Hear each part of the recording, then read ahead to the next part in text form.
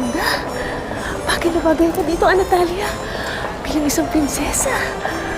Ang imbitasyon ninyo. Hindi na namin na yung kailangan. Panauhin kami ng prinsipe. Personal niya akong inanaya. Dapat may imbitasyon kayo. Pero wala naman ibinibigay ang prinsipe. Huwag yung ginagamit ang pangalan ng prinsipe para makapasok. Ilabas sila. Nakakaantala lamang kayo sa mga pumapasok. Teka muna. Bitawan mo ko! Bakit ba ayaw mong maniwala? Panauhin kami ng prinsipe.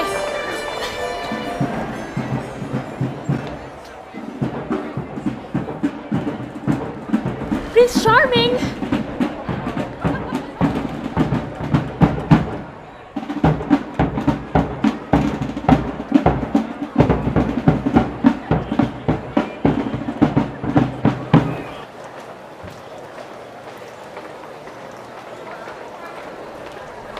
Mabisita ko sila.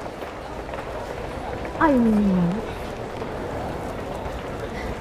Mahal na prinsipe, maraming salamat po sa iyong pagsakit. Ikaw ang unang sumagip sa akin, Griselda.